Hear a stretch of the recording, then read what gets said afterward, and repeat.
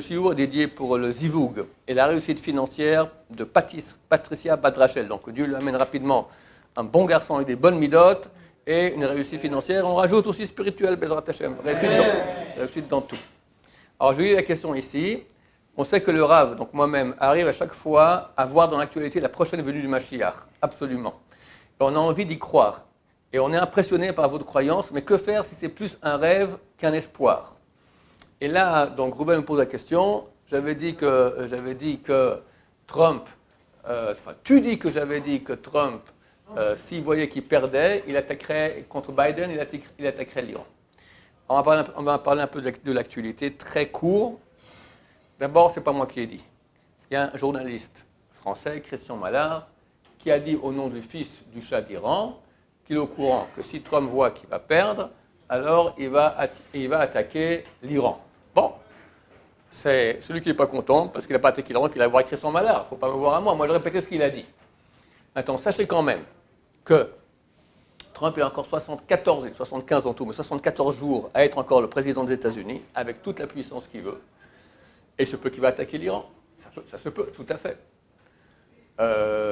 Quelqu'un qui s'y connaît bien en géopolitique m'a écrit cet après-midi. Il m'a dit que dans les médias, on cache beaucoup cela. Mais les chances qu'effectivement il y a eu tellement de fraude chez les démocrates peut faire qu'en fin de compte, Trump va rester. Il va prouver, de plus qu'il a une majorité à la Cour suprême, il y a des chances qu'il va rester. Donc, il m'a dit, imaginez qu'il reste. Aujourd'hui, c'est tellement passé dans le monde entier, déjà tous les présidents d'État ont dit félicitations à Biden, etc. Tout le monde dit non, c'est plus Biden, c'est Trump. Il dit presque à coup sûr, on part en guerre civile en Amérique. Les républicains vont dire, les démocrates vont dire, mais jamais de la vie, c'est Biden. Mais non, voilà, il y a la Cour suprême. Non, la Cour suprême, elle est vendue, c'est une majorité républicaine. Tatati, tatata, tatati, tatata, ça risque d'être une implosion. Je ne sais pas, je ne suis pas prophète, mais d'abord à propos de l'attaque sur l'Iran, donc ce n'est pas moi qui ai dit, c'est un Christian Mallard, ça semble plausible et ça peut encore arriver, tout à fait, d'accord?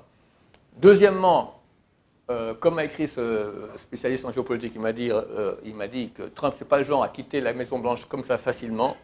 Il est narcissique, il est impulsif, il est orgueilleux, donc il va tout faire pour prouver que c'est lui qui est passé. Et s'il réussit, alors il y a des chances que ça va barder. Donc je ne sais pas vers quoi on va. On me pose la question, comment croire? Est-ce que c'est plus un rêve qu'un espoir? Mais je dis, mais écoutez, ouvrez les yeux, je m'excuse. Il n'y a jamais eu de l'histoire une réalité qui crie aussi fort Mashiach. Le retour du peuple d'Israël en terre d'Israël.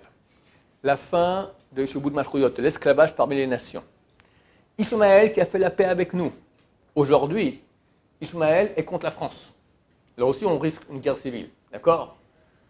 Les Français qui ont toujours été du côté des Arabes, là maintenant les Arabes leur font comme ça. Les Arabes maintenant ne sont pas avec nous. Il paraît qu'il y a des pourparlers pour faire la paix avec l'Irak. L'Irak. Donc, c'est encore un signe.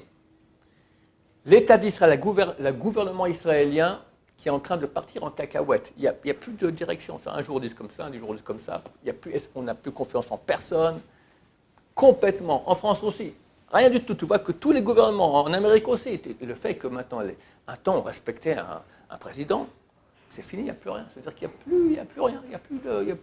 Chacun dit ce qu'il veut, on ne sait pas où est la vérité. C'est marqué à Emet Nehaderet, comme un dessine avant que Mashiach vienne, la vérité disparaît. Aujourd'hui, tu vas sur les réseaux sociaux, un dit comme ci, un dit comme ça, un dit comme ci, on ne sait plus qui a raison. C'est plein de mensonges partout. Tout le monde ment à gauche et à droite, du plus grand au plus petit. Du plus grand au plus petit. On ment partout. Le monde de la Torah, Baruch Hashem, qui grandit, et la guerre en Israël de la gauche et des médias contre le monde de la Torah. Phénoménal. Phénoménal. C'est aussi très très clair de la fin, c'est leur dernière. Ensuite, comme je dis, le monde, avant que Mashiach vienne, le Maharal de Prague dit comme ça, toutes les royautés doivent s'affaisser. Ils sont en train de vivre cela, comme je dis. Les royautés s'affaissent, il n'y a plus de gouvernants. Il y a des risques de guerre civile partout. On est au bord d'une crise économique, si on n'est pas déjà rentré dans la crise économique.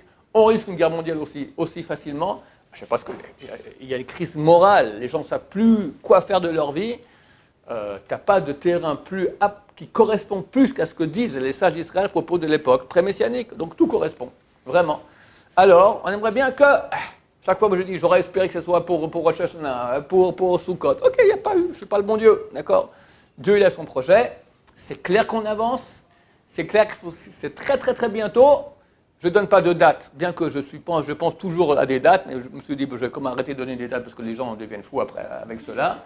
Mais il n'y a aucun doute qu'on est très proche, et au contraire, ce n'est pas un rêve, c'est plus qu'un espoir, c'est une réalité aujourd'hui. Si le monde continue normalement, tout va très bien, ok, Mashiach, c'est vraiment un rêve. Mais quand tu vois que tout se réalise, c'est écrit qu'avant que Mashiach vienne, il y aura une épidémie dans le monde entier. On l'a.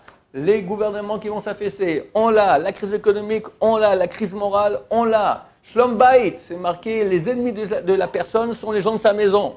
Ta maison, où il y a Shlom Bayit, il y a, mais très peu.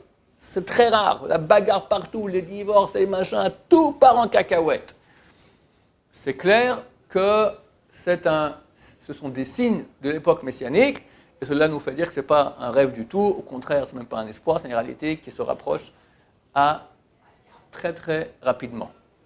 Bien sûr, nous conseillons à nos frères de l'étranger, vu le contexte qui a l'air d'aller en empirant, éventuellement une guerre civile, en tout cas des émeutes, d'une crise économique, venez en Israël, parce que ici, ça sera moins grave qu'à l'étranger. Ce n'est pas facile non plus ici en Israël, c'est clair, mais c'est ce que disent les grands de la Torah, le Chaim Kanevski dit à tout le monde, venez, venez, venez, venez, et tous les grands rabbins sérieux le disent aussi. Évidemment, une alliance ne se fait pas comme ça, on prend les bagages et on part, intelligemment, construite, mais en tout cas, il faut comprendre que c'est ça le mouvement dans lequel il faut s'engager vers Hachem. Baruch Adonai, Olam, Amen, Amen.